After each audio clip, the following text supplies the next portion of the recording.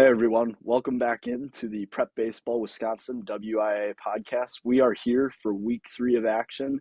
And David, we finally got nice weather in the state of Wisconsin, full slate of games in the WIAA. How pumped were you to see that?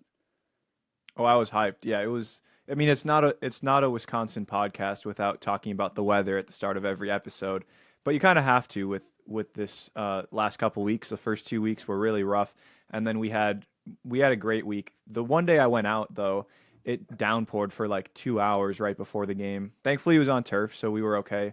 Got a little bit cold, but we're able to get the games in, and so huge week for high school baseball in Wisconsin. Exactly. That's the important part for sure. So, with the full week, full slate of games, we we find things in the daily roundup all the time. I feel that's part of the fun of being able to write it up every day. And David, you found a result that kind of shocked you from an offensive standpoint, I'd say. Yeah, pretty good day from Marquezine. They were playing Randolph during the week. They won 29-3 in game one of the doubleheader. You would think maybe, okay, how are we going to replicate that? But they more than replicated it for game two. They took game two 40 to nothing. So they beat Randolph by a combined score of 69-3 in their two games. Probably something that we won't see again this spring. I don't know if anyone could match that. And I found something else crazy. The Northwood Sloan Springs versus Superior game ended up getting called due to darkness this past week. Superior wound up scoring. They were down 4-2 entering the sixth. They wound up scoring, I believe, 10 or 11 runs in the sixth inning. They came back, bottom half of the frame. Northwood Sloan Springs answered with a few, and then boom, too dark. They had to call the game. The next day, I was reading it on Twitter. The I believe someone from Northwood Sloan Springs brought up a rule. I believe it was 4-2-3 in the WIA rule book for baseball that said if a game gets called in the bottom half of an inning due to darkness or due to whatever reason, then the score cannot remain the same, or it has to go back to what it was at the end of the fifth inning because that marks a complete game. So Northwood Sloan Springs and being down, it was somewhere around 15-10, I believe, wound up winning 4-2 in that game. So I found it interesting. I thought it was somewhat odd, but that's what the WI brings us this time of year for sure. I want to know who the guy is that could just pull out Rule 4-2-3 from memory in the WIAA rulebook because I kind of want to meet him because I feel like those are usually the most interesting people to talk with. You know what? They've I'd just got agree. like the I whole would 100% agree. yeah, they've just got like the whole rule book memorized because they've spent 30 years coaching some high school baseball team in middle of nowhere, northern Wisconsin. Best kind of people. Yeah, yeah. Maybe we should bring them on podcast. That would be interesting. I don't know. Maybe in the next couple of weeks it might Test them. happen. But See you tell them. Did you ever play those guess the umpire decision games when you were younger, like the no, little quiz no, books? It'd have like no. Is that a thing? scenario where it's like the umpire is standing right behind the second baseman. He dives, it hits the umpire. What's the call? It'd Oh be my those types God. of things, and then it would refer to what the rule was exactly that it followed. That's insanely interesting. I never played any of those games, but you know what? I might bring one to school here. We'll see. We'll see. But wanted to get into the Power 25. We finally got our full slate for the most part, and there were a couple of teams. We're not going to name them all, but there were a few that really have stood out, and they've gotten off on the right foot to start this year. David, what have you seen? Yeah, Oak Creek is one. They're atop our rankings. They went 4-0 for the week. They had big wins over Kenosha Bradford. They won, I think it was 21-1. They beat Sussex Hamilton. So not just week by with 4-0, going 4-0 this week, but they had some convincing wins in their 4-0 week. Arrowhead also tossed a no-hitter against Indian Trail, and they're undefeated, another powerhouse in Wisconsin. Mosinee allowed just 4 runs in 3 games, so they're off to a great start. Stevens Point had a good week. Pewaukee had a great week. Are there any of those that you want to focus on, dive a little bit deeper into? Yeah, I think Spash really did impress with the 4-0 stretch because they had to face a couple of great teams, and they had to go up against Nate Langdon. Probably won't, I'd say a top three, maybe even higher in the WIAA as an arm right now, senior right-hander out of DC Everest, and they were able to outlast them. Noah Marshke and Ty Reckner pretty much twice this week went out and dominated their starts, and that's sort of what they did last year, but that was without Noah Marshke playing for them. So going based off that and being able to win and really shut down teams was pretty impressive. Like they kept it on the low for the most part, very under the radar, and that's sort of what they did last year. And then they went on Saturday and defeated Watertown, scoring double digits in both games. Braylon Nystrom was a really big player for them in that game, and he took it to Watertown and got a doubleheader sweep to give themselves a 4-0 week. Yeah, great weeks across the board for some of the teams that we expected to have big weeks or get off to great starts. Pewaukee 8-0. They're just crushing it with athletics right now. With their basketball, of course, they had the Jack Golke sensation a couple weeks ago. He's an alum of Pewaukee, and now they're 8-0 on the baseball field. We've got our teams of the week. We have a Division 1, 2, 3, and 4 teams of the week. So let's start with 4. We'll start with the smaller schools. Give them the love first. I was a small school kid, so want to get them the attention they deserve. We talk a lot about the big schools. Maddox, who is the Division 4 team of the week? Yeah, so we went with Ithaca this week, and then they're the reigning Division 4 state champions. Pretty much returned a lot of their main core that really somewhat of an underdog story, but CJ Christensen really mentioned it last week when he talked about Oliva Strum getting eliminated by them last year and the baseball culture within that town, which kind of stood out to me. Like they care about the game and they're passionate about it. And now they're out to a 3-0 start after pretty much like 1 week of play here. And Micah Salisbury and Sammy Clary were both two of their leaders last year as juniors, and now they're back as seniors, and they continue to produce from a two-way perspective, both on the mound and at the plate. Mike is a River Falls commit, and Sammy really a really good high school baseball player who just continues to hit.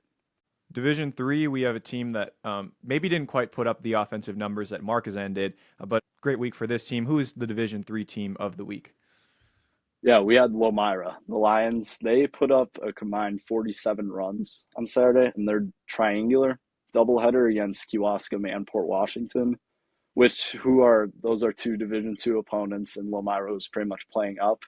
And they beat Kewaskum 30-3 and Port Washington 17-7. And that's like really impressive. And we knew coming into the season that their, again, main core, really they grew up playing together.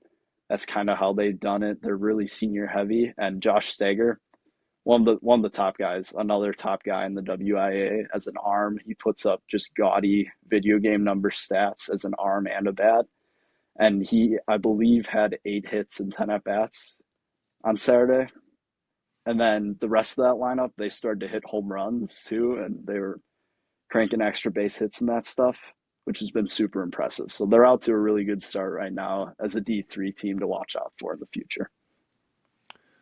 I think that's one of the most fun parts of this job is seeing the stupid video game numbers that players put up in the WIAA sometimes.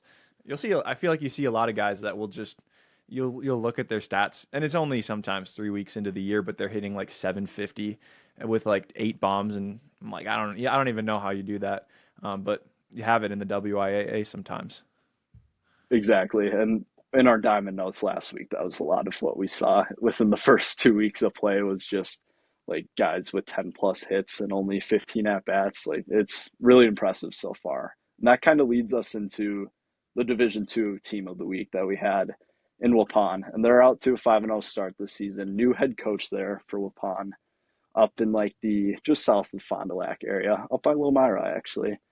They only gave up 3 runs in 4 games this week, which it stood out to me, really just blowing out their opponents and not even making games competitive in that sense. And really, like they were dominating, and they outscored those opponents 52-3 on the week, which I felt was noteworthy. Again, we keep comparing it to Marquezan, but they nearly matched it for sure. And Mason Holmes and Emmett Hull and there's Chase Beam. There's guys there that have been, again, playing together for a long time. They understand how to win. It's a winning culture up there for sure. And they continue to do so, and they're off to a great start this season. Then we head south for our Division One team of the week. That was West Osha Central. Tell us a little bit more about West Osha Central's week this past week. For sure. They continue to surprise. I thought last year was a bit of a down year for West Osha Central. It was a little shocking just to see them not perform as well as we thought they could have. And now this year they're kind of back on track, out to a 7-0 start. They took down Union Grove, the number 3 team in the WIAA right now. They took them down twice, and really they only allowed 1 run in each game, and it was pretty convincing wins, like 7-1, 8-1, in that range, where it was like pretty noteworthy that West Scotia Central was clearly the better team in each of those games.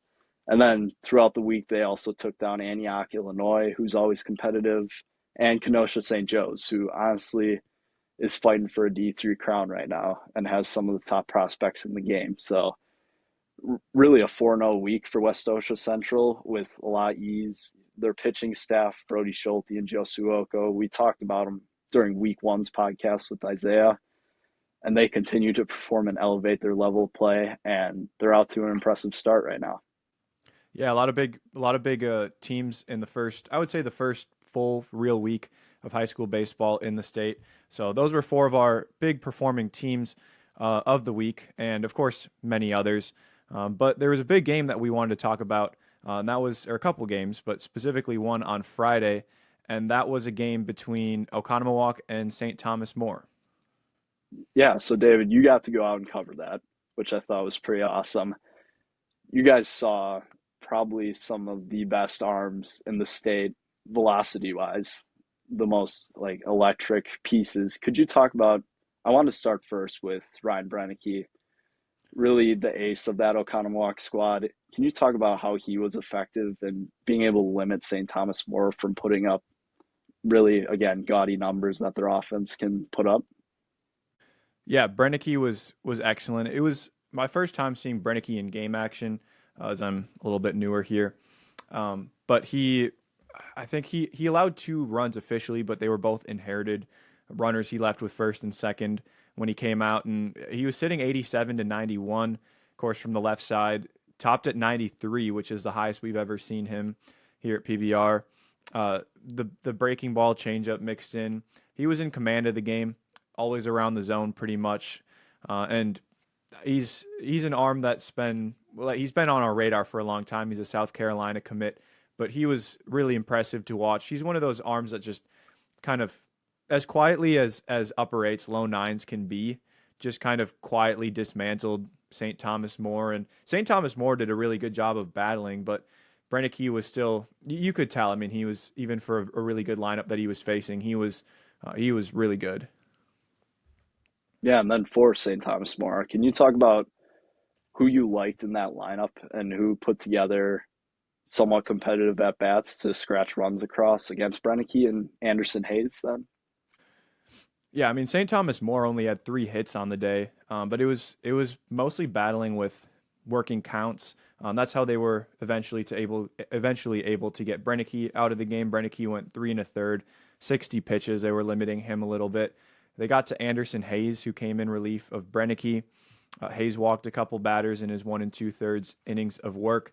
It was Kyle Olivo and Sam Mommer who had 2 walks each in the middle of the lineup. And so even though neither of them had any hits, they're expected to be guys that St. Thomas More relies on. They relied on them in a different way in that they were able to work counts, get on base, and Olivo ended up scoring Mommer ended up scoring one of the 2 runs for St. Thomas More. And then we were going to touch on Kyle Olivo and Sam Mommer as arms, and really what you kind of saw in them being able to control Oconomowoc for the most part. Yeah, Mommer was 87 to 90 early. He pitched pretty deep, went 5 innings, 90 pitches. He's a little bit later. A little bit later, he was more in the 84 to 87 range. But he's got a good curveball with a lot of depth on it. He was around the zone the whole game, similar to Brennicky. Really competed against a good Oconomowoc offense. threw that breaking ball consistently low in the zone. That was able to get some swings and misses and some ground balls. So I thought Mommer did a really good job. He wasn't. I mean, it's crazy because in some ways he was like the fourth biggest arm in the event or in the game, with Brennecke, with Olivo, and with Hayes. But yet Mommer was the one that pitched the best, went 5 innings, 1 run. And then Kyle Olivo was electric. And I think the craziest thing might be that he was pitching on a torn UCL. He's having Tommy John surgery on Tuesday, which we certainly are hoping that the surgery goes well and he's able to make a full recovery. But he was given clearance to pitch until the surgery because he was able to still pitch a little bit. And he was 89 to 93 pitching with that torn ligament. To be honest, I didn't know that was possible really for anyone, but for a high schooler to do, I mean, I think it's a testament to just the electricity of the arm, how live his arm is because he's athletic. He's got great life on the fastball. The breaking ball was really working for him, and it was really impressive stuff. For sure. And Kyle has a very bright future going on Iowa, and we wish him the best. You got to witness the second part of pretty much a doubleheader there at the Dockhound Stadium. Could you talk about really, and it was Milton Kelmerain, could you discuss Broden Jackson's effectiveness? Because Milton pulled off the upset, really. And how did Broden Jackson really control a really good Kettle Moraine offense? Yeah, Broden Jackson was excellent. Kind of similar to Mommer and Brennecke. I mean, he was around the zone. He's got a really good changeup. Really liked the changeup out of Jackson, and mixing the fastball. He was in the 86 to 90 range. I think may have hit 91 once or twice. Mixing that again low in the zone with the changeup. He was able to just keep Kettle Moraine off balance pretty much the whole game, and they were never able to quite figure him out. It's not like he was so overpowering, but just was really effective in mixing his stuff and almost won a complete game. Only needed one more out, but wasn't able to finish. Yeah, so going off of that pretty much, there were other big performances in the WIAA this week, of course, with live action. We can't touch on everyone, but the first one that really stood out to me personally was Eli Bryant's performance for Beaver Dam in their doubleheader against Appleton East. Eli hit 4 home runs in 2 games, one in the first game and then 3 in the second. And he continues to be a force at the plate, and his effectiveness on the mound too really has Beaver Dam. We mentioned it last week on our socials as Beaver Dam as a team to watch, really. And they're hovering around that near the power 25 range, and he's a big reason why. And him hitting 4 home runs and then posting double-digit run totals against Appleton East in back-to-back games, like that was really impressive from the Golden Beavers. Yeah, another big performance coming in my backyard. Cale Geiger with Menominee Falls went complete game shutout against Germantown. We've been talking about Cale Geiger a lot on this podcast. Every week we've talked about him at some point, but he's a sophomore who's, I mean, we asked Coach Gotzler, are you going to break him in slowly? And he said, yeah, we're trying to pick his spots and get him broken in to be a big contributor for us. And he went, I think, 2 innings in relief in his first outing, gradually more. And by week 3, he's shutting out the number 18 team in the state. So pretty big performance out of the sophomore from Menominee Falls, Cale Geiger. I agree. And staying on the mound, we headed up to Green Bay area, Saturday doubleheader again for Bayport. The Pirates they went to their aces between Craig Cabot and Ethan Plog. Each arm really dominated in their performance against Schwabenon, who is a competitive team. They have some pieces in that lineup who can really hit. And Cabot, game 1, win a full complete game, 2-hit shutout. He struck out 14 batters and really limited any other damage from that Schwabenon group. And then Ethan Plog followed it up. Him and Keegan Wheeler combined to only allow 1 run in a 2-1 victory. And that's kind of how Bayport has to do things as they continue to find the rhythm on offense. But Plog struck out 10 batters in 4 innings. I believe it was 10 out of the 16 batters he faced, he struck out, which was really impressive. And it was good after a couple of losses earlier in the week. It was good to see Bayport get a rhythm back towards the end of the week, giving them momentum heading into this upcoming stretch. At this point in the episode, we'll transition to our interview with Justin and Tanner Hraby. Justin is the head coach over at Medford, his 20th year of coaching. He's put together a really nice program. Went 23-5 last year, 22-6 a couple years prior. His son Tanner is a senior. He's a UW River Falls commit. That new program starting up there, and it's an example of a good small town or smaller school success story over in the western part of the state. So without further ado, here's our interview with Justin and Tanner Hraby. Coach Tanner, how are you guys doing this morning? We're doing pretty good. Doing pretty good. Taking a day away from baseball, but yeah, doing well. Oh, that's good to hear. So you guys got started right away, actually a couple of weeks ago, but could you break down some of what happened in yesterday's doubleheader at the Stevens Point Triangular in your wins over Leva Strum in Denmark? Yeah, we had a good day yesterday. We played really well. The sixth inning in the Denmark game kind of got away from us a little bit. A couple of guys with some uncharacteristic errors, but we found a way to kind of wiggle out of that sixth inning with the lead, and then held on in the seventh. We knew Denmark wouldn't go away, and they certainly didn't. In the first game, the game kind of got away from Aleva early, and Tanner did a pretty nice job on the mound mixing and keeping their hitters off balance, and we were able to get out of there with a 10-0 win. So we played really well, I would say, for 11 out of the 12 innings yesterday, offensively, defensively, and especially our pitching. Tanner, do you wake up a little bit more eager for a game like that, being a pretty big opponent in Leva Strum? Yeah, definitely. It's really fun playing good teams and know you're going to see good pitching. And, I mean, just waking up and being ready to go, especially we leave pretty early. With the early game, you don't have to wait around all day. That's also nice. For sure. And then for you, Coach, really, you've been at this for, I believe this is your 20th year at Medford.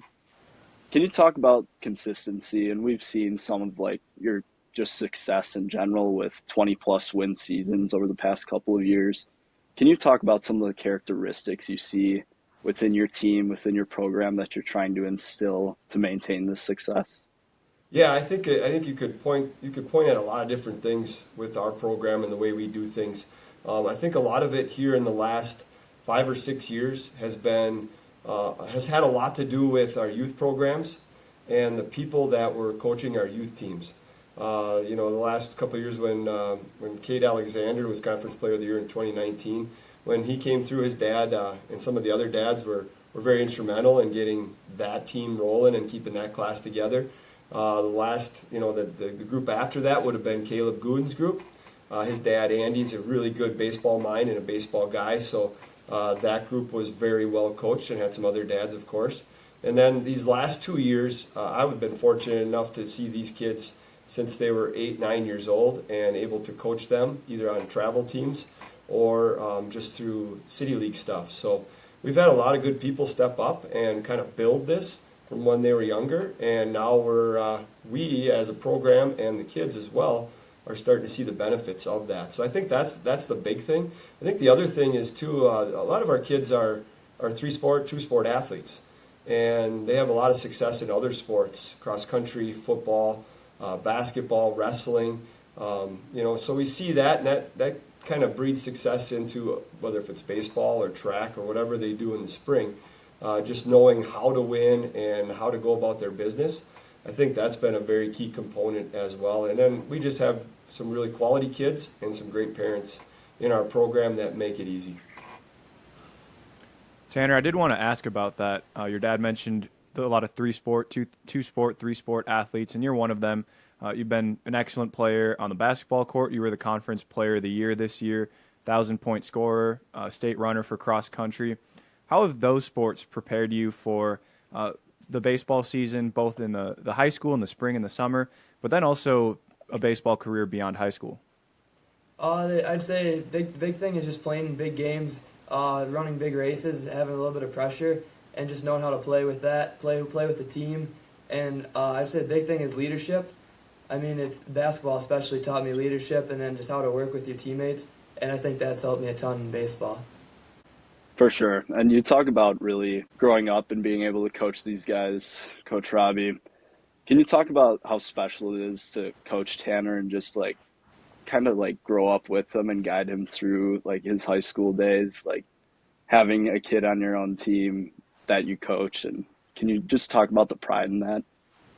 Yeah, it's pretty sweet. I'm not gonna lie. I just seeing it through and remembering back when they were 7, 8 years old and kind of starting this, and not only him but all the kids kind of just they've played a lot of sports together and we've gotten to know the families really well and just kind of really kind of kicking back a little bit and enjoying every single moment because I know it's almost over with this group, but being able to do that has been very special. And I think it's been a little bit of an adjustment period too as a dad, and knowing how to coach your son. I know we've had some battles, but I kind of had a little call out from one of my senior captains when he was a freshman, Spike Alexander. He was quite a character and a kid I respect a lot, but I had gotten on Tanner on, I think it was a botched hit and run or something. He didn't do something right, and I kind of let him know the whole way back to the dugout. And we played in Marshfield, and I think that's the greatest distance from the dugout to home plate, so I had a lot of time to really get what I needed to say in. And when Spike got to third, he stopped and he's like, "Are you going to yell at me too? Are you going to get on my case too?" And I'm like, "Be quiet. You're a player. I'm a coach." And then, we talked about it, and kind of at that point I realized that I needed to treat him like any other player. And but the relationship between him and I has been really good, and I've been very blessed to be able to experience this.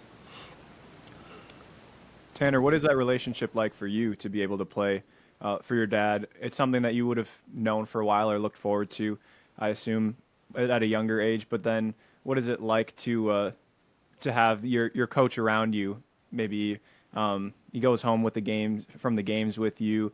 You're around him outside of baseball, of course. But then it's also your dad. So, what is that relationship like? It's really good. It's awesome to have him around. I mean, we talk baseball, even basketball. We talk game plan.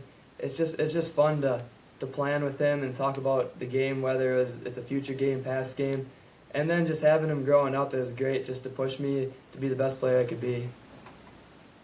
For sure. And really, you got to do it over the summer too. Could you kind of break down your Legion team went to state, and then the Central Wisconsin Blast team was very competitive, and we got to see them up at Mauston, and that was an entertaining team. Could you talk about really what you guys got out of the summer and some of your accomplishments? I'll go first. I think we were very fortunate to kind of have the best of both worlds with that.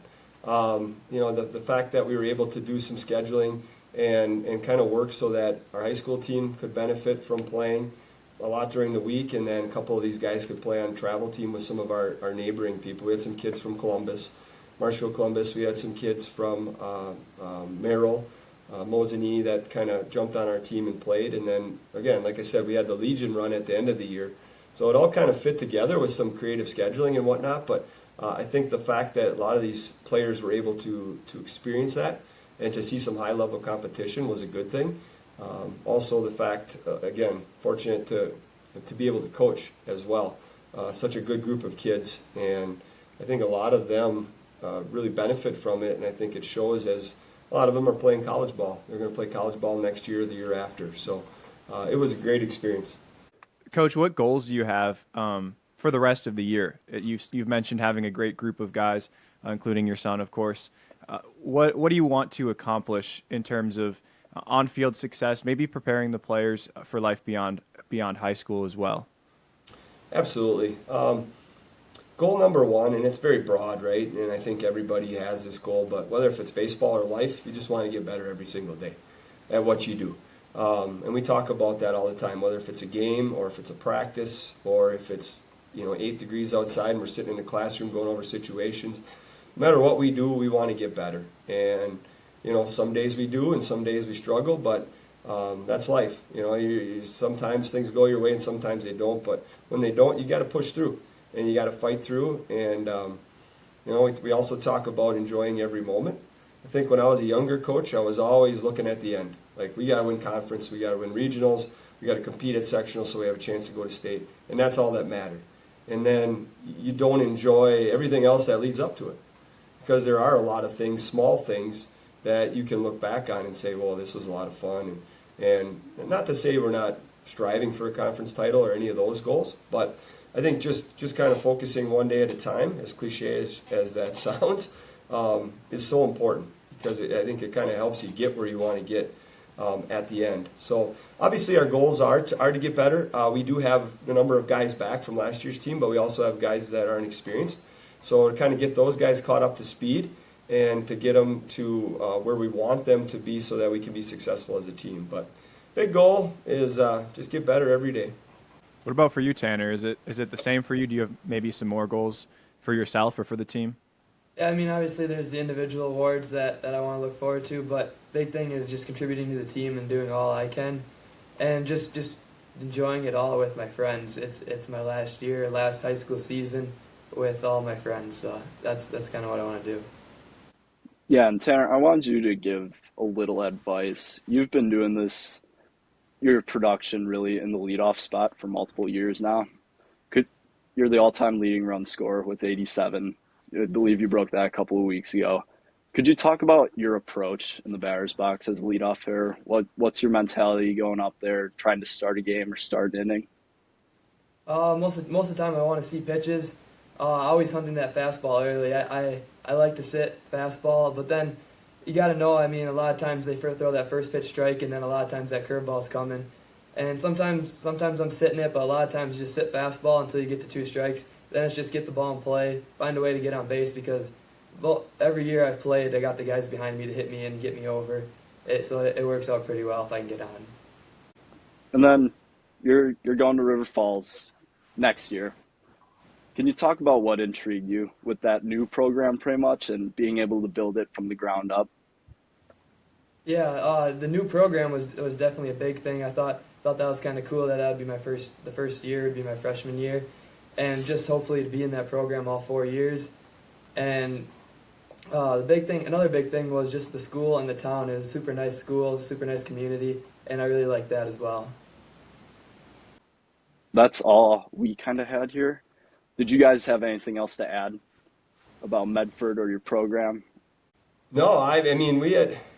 It was an interesting week this week, to say the least. We kind of knew that there was a chance that this could be a very humbling week for us. But those 2 Mosinee games, the scores were a little deceiving. Obviously, they're right now at this point in the season, they're better than we are. But that first game, we had 10 runners, I think, in the first 3 or 4 innings, and we scored 1 run. We got picked off first base. The bases loaded, 1 out in the first inning. Second game, it was 4-1 going into the 6th, and then we had a home run robbed, and it hit our left fielder's glove and fell out. So that would have been 2 outs, 4-1. Maybe we find that 3rd out, maybe not. I don't know, but we never did. We never did find the 3rd out. But I mean, that game was a little different. I thought, Durst is a really good player. He's probably the best player in the conference, but we hit him hard. I feel like we hit 7, 8 hard hit balls, and just didn't cash in on some opportunities there. But yeah, we're still, we're just going to kind of plug away here. We know that the conference is a long shot now, with them being 2 games up on us. But we're really looking forward to kind of what the product looks like at the end of May. And could you talk about really like the importance of playing those big games early and how that'll benefit you guys later down the road in the season? Absolutely. Last year we did the same thing where we played, we had Mosinee early, we played Viroqua, we played Rapids, we played Solon Springs, was small, but they had a couple of guys that could chuck it. We played all those teams early so that once the season progressed, there really isn't anything that we haven't seen. And that kind of played out well, and we rattled off like 15 wins in a row after that tough week. And we're hoping that this kind of pays off for us like it did last year, where I don't want to say our schedule gets easy, but we're certainly not running through Mosinee or Denmark or Olivas, coming up here. So we're hoping that it pays off for us. The weather kind of got us last weekend in Boston. We were supposed to play Hayward and New Richmond. We ended up playing a couple teams from the UP who they were decent, but not quite as good as the other 2 teams that we were supposed to play. But you can't control that. But we're really looking at hoping that this early season gauntlet, or whatever you want to call it, benefits us going down the road. And then, of course, when you get to playoff time, you see something good, you've seen it before. So our guys have confidence that they can get in there and get after it. Many thanks to Justin and Tanner Hraby for joining us on today's episode. Enjoyed getting the chance to hear about their early success, especially their wins yesterday against Denmark and Oliva Strum. We're going to look ahead to the games of the week. A lot of action this week. Hopefully some good weather allows us to actually play these games and get out to some of them and see some of the big names and the big teams in the state. So we'll start with Monday. We've got a few big games on Monday. De Pere and Appleton North, Janesville, Craig, and Oconomowoc, Homestead and Hartford, and Verona and Kettle Moraine. Maddox, what's one of those 4 games that you're excited to see on Monday? Yeah, Monday's a really good slate in the WIAA, that's for sure. And De Pere and Appleton North really catches my eye because Appleton North they're an underrated group. They really are. They have some offensive pieces with Will Horner leading the way there, and we know what De Pere's bringing. They dropped the game last week, but you know that they're going to be ready to go, competitive. They have a senior core and really one of the top rated teams in the state so far this year. That should be a really competitive game on Monday. Yeah, looking ahead after Monday, there's Bayport and Manitowoc Lincoln play on Tuesday, and then a number of teams that play a couple times this week. Kenosha Indian Trail and Kenosha Tremper play each other Tuesday, Wednesday, and Friday. Kenosha St. Joe's and St. Thomas More play each other Tuesday, Thursday. Well, let's start there with the Bayport, Manitowoc, Lincoln, and then the kind of the Kenosha teams battling it out. What's the matchup that you're intrigued by among those? This is a tough one, to be honest. Like I'm intrigued by all of them, really. Like you think about pitching matchups with Bayport, and we talked about Craig Cabot and Ethan Plog, and then you throw Noah Weck in there, and that's an elite pitching matchup for sure. Kenosha Indian Trail and Kenosha Tremper have a combined 1 loss right now, and they're both off to great starts. Indian Trail's only loss was to Arrowhead, which was the no-hitter before from Braden Rasmus. And then St. Joe's and St. Thomas More, that's a huge rivalry.